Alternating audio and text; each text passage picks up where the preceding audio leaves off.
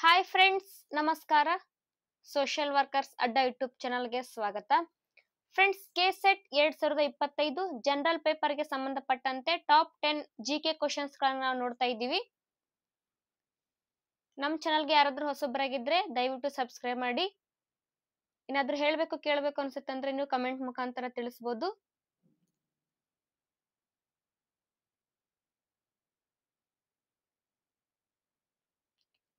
ಹತ್ತಕ್ಕೆ 10 ಪ್ರಶ್ನೆಗಳನ್ನ ನೀವು ಬಿಡಿಸ್ಲಿಕ್ಕೆ ಟ್ರೈ ಮಾಡಿ. ಮೊದಲನೇ ಪ್ರಶ್ನೆ ನೋಡೋಣ. ಪ್ರತಿ ವರ್ಷ ಅಂತಾರಾಷ್ಟ್ರೀಯ ಸಾಕ್ಷರತಾ ದಿನವನ್ನು ಎಂದು ಆಚರಿಸುತ್ತಾರೆ? Options A March 8, B June 8, C November 8, D September 8. ಸರಿಯಾದ ಉತ್ತರ options D September 8.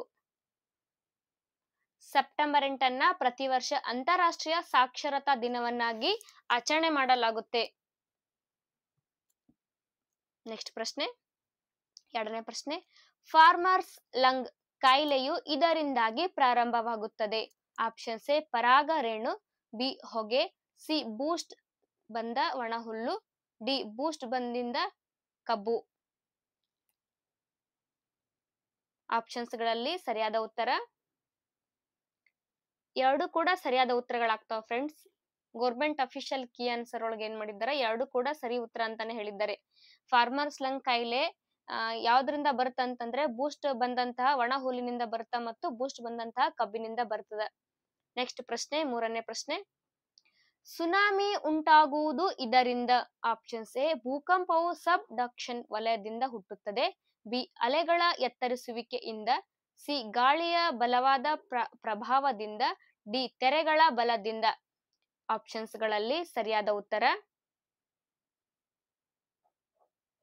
Options A ಭೂಕಂಪವು ಸಬ್ ಡಕ್ಷನ್ ವಲಯದಿಂದ ಹುಟ್ಟುತ್ತದೆ. ಇದು ಸುನಾಮಿ ಉಂಟಾಗ್ಲಿಕ್ಕೆ ಕಾರಣ. ನೆಕ್ಸ್ಟ್ ಪ್ರಶ್ನೆ, ನಾಲ್ಕನೆಯ ಪ್ರಶ್ನೆ. ಸಂಯುಕ್ತ ರಾಷ್ಟ್ರಗಳ ವಿಪತ್ತು ಕಡಿಮೆಗೊಳಿಸುವುದಕ್ಕಾಗಿ ಅಂತಾರಾಷ್ಟ್ರೀಯ ಯೋಗದ ಸ್ಥಾಪನೆಯಾದದ್ದು?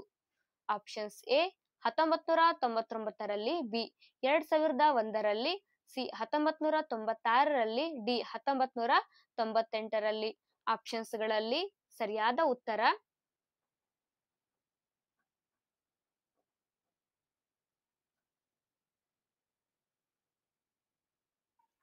ಸಾರಿ ಫ್ರೆಂಡ್ಸ್, ಇಲ್ಲೊಂದು ಸ್ವಲ್ಪ ಮಿಸ್ಟೇಕ್ ಆಗಿತ್ತು ಗ್ರಾಮಟಿಕಲ್. ಇದು ಯೋಗದ ಅಲ್ಲ, ವ್ಯೂಹದ ಅಂತ ನೋಡ್ರಿ.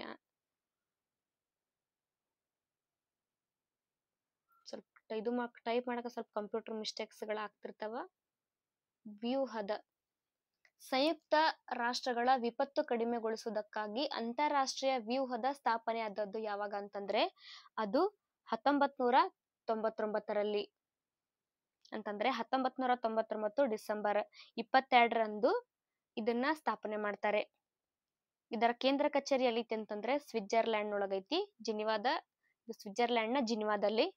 ಇದನ್ನ ಏನೇನಂತ ಕರಿತಾರ ಅಂತಂದ್ರೆ UNDRR.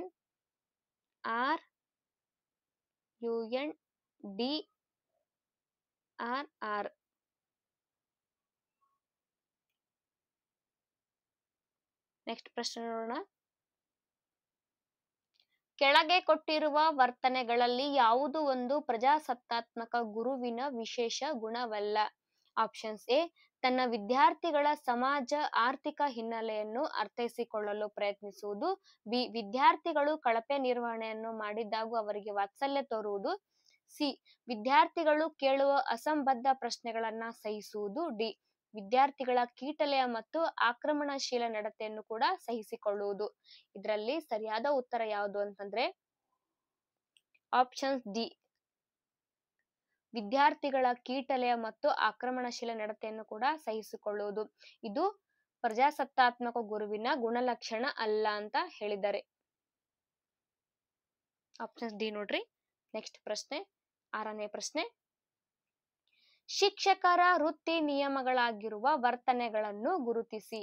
ಆಪ್ಷನ್ಸ್ ಎ ಪ್ರಶ್ನೆಗಳಿಗೆ ಉತ್ತರಿಸಲು ಬಯಸುವ ವಿದ್ಯಾರ್ಥಿಯನ್ನು ಅವಲಕ್ಷಿಸುವುದು, ಬಿ ಸಹ ಪ್ರಾಧ್ಯಾಪಕನ ಬೋಧನಾ ಅವಧಿಯನ್ನು ಅತಿಕ್ರಮಿಸುವುದು, ಸಿ ತರಗತಿಗಳಿಗೆ ಸಮಯ ಮೀರಿ ಹೋಗುವುದು, ಡಿ ಪಠ್ಯಕ್ರಮವನ್ನ ಪೂರ್ಣಗೊಳಿಸಲು ಹೆಚ್ಚಿನ ತರಗತಿಗಳನ್ನ ತೆಗೆದುಕೊಳ್ಳುವುದು. ಆಪ್ಷನ್ಸ್ಗಳಲ್ಲಿ ಸರಿಯಾದ ಉತ್ತರ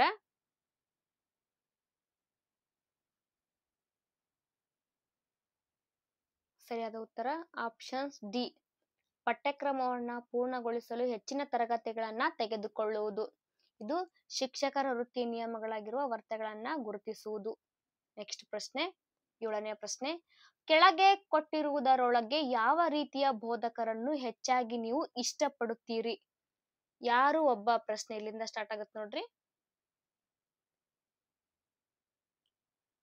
ಯಾರು ಒಬ್ಬ. ಆಪ್ಷನ್ಸ್ ಎ ಕೊನೆಯ ಉಪಾಯವಾಗಿ ಚಲಿಸುವ ಚಿತ್ರಗಳನ್ನು ಉಪಯೋಗಿಸುವವರು, ಬಿ ಕೋಷ್ಟಕಗಳು ಮತ್ತು ನಕ್ಷೆಗಳನ್ನು ಉಪಯೋಗಿಸುವವರು, ಸಿ ಸಾಂದರ್ಭಿಕವಾಗಿ ಬಿಳಿ ಅಥವಾ ಕಪ್ಪು ಬೋರ್ಡ್ಗಳನ್ನು ಉಪಯೋಗಿಸುವವರು, ಡಿ ಫಿಲಂ ಪ್ರೊಜೆಕ್ಟರ್ ನೊಂದಿಗೆ ಬಿಳಿ ಅಥವಾ ಕಪ್ಪು ಬೋರ್ಡ್ಗಳನ್ನು ಉಪಯೋಗಿಸುವವರು. ಆಪ್ಷನ್ಸ್ಗಳಲ್ಲಿ ಸರಿಯಾದ ಉತ್ತರ ಆಪ್ಷನ್ ಡಿ ಫಿಲಂ ಪ್ರೊಜೆಕ್ಟರ್ ನೊಂದಿಗೆ ಬಿಳಿ ಅಥವಾ ಕಪ್ಪು ಬೋರ್ಡ್ಗಳನ್ನ ಉಪಯೋಗಿಸುವವರು. ನೆಕ್ಸ್ಟ್ ಪ್ರಶ್ನೆ, 8ನೇ ಪ್ರಶ್ನೆ, ಸಂವಹನದಲ್ಲಿ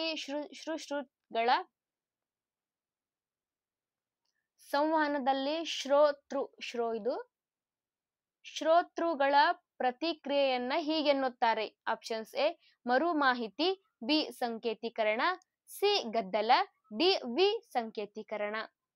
ಆಪ್ಷನ್ಸ್ಗಳಲ್ಲಿ ಸರಿಯಾದ ಉತ್ತರ ಆಪ್ಷನ್ಸ್ ಎ ಮರು ಮಾಹಿತಿ.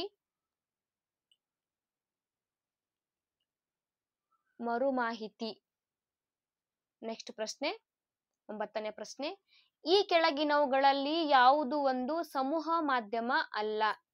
ಆಪ್ಷನ್ಸ್ ಎ ವಾರ್ತಾ ಪತ್ರಿಕೆಗಳು, B CCTV, C radio, D ದೂರದರ್ಶನ. ಆಪ್ಷನ್ಸ್ಗಳಲ್ಲಿ ಸರಿಯಾದ ಉತ್ತರ ಸಿಸಿಟಿವಿ. ಯಾವುದು ಸಮೂಹ ಮಾಧ್ಯಮ ಅಲ್ಲ ಅಂತಂದ್ರೆ ಸಿಸಿಟಿವಿ ಸಮೂಹ ಮಾಧ್ಯಮವಲ್ಲ. ಇವೆಲ್ಲವೂ ಕೂಡ ವಾರ್ತಾ ಪತ್ರಿಕೆಗಳು, ರೇಡಿಯೋ, ದೂರದರ್ಶನ ಇವೆಲ್ಲವೂ ಕೂಡ ಸಮೂಹ ಮಾಧ್ಯಮಗಳಾಗಿದ್ದಾವೆ. ನೆಕ್ಸ್ಟ್ 10ನೇ ಪ್ರಶ್ನೆ, ಅಂಗಮುದ್ರಾ ವಿನ್ಯಾಸ ಕೈನೆಸಿಕ್ಸ್ ತಿಳಿಸುವುದು. ಆಪ್ಷನ್ಸ್ ಎ ಧ್ವನಿಯ ಗುಣಮಟ್ಟ, ಬಿ ದೃಷ್ಟಿ ಗೋಚರ, ಸಿ ವಿಷಯ ನಿರೂಪಣೆ, ಡಿ ಅಂಗಾಭಿವ್ಯಕ್ತಿ. ಆಪ್ಷನ್ಸ್ಗಳಲ್ಲಿ ಸರಿಯಾದ ಉತ್ತರ ಆಪ್ಷನ್ಸ್ ಡಿ ಅಂಗಾಭಿವ್ಯಕ್ತಿ. ಅಂಗಮುದ್ರಾ ವಿನ್ಯಾಸ ತಿಳಿಸುವುದು ಅಂತಂದ್ರೆ ಅದು ಅಂಗಾಭಿವ್ಯಕ್ತಿ. ಫ್ರೆಂಡ್ಸ್, ಇವತ್ತಿಗೆ ಇಷ್ಟು 10 ಪ್ರಶ್ನೆಗಳನ್ನ ನೋಡಿದ್ವಿ ನಾವು. ಮತ್ತೆ ಮುಂದಿನ ತರಗತಿಯಲ್ಲಿ ನಾಳೆ ರಾತ್ರಿ 8 ಗಂಟೆಗೆ ಮತ್ತೆ ಜನರಲ್ ಪೇಪರ್ಗೆ ಸಂಬಂಧಪಟ್ಟಂತೆ ಟಾಪ್ 10 ಕ್ವಶನ್ಸ್ ಗಳನ್ನ ನೋಡೋಣ.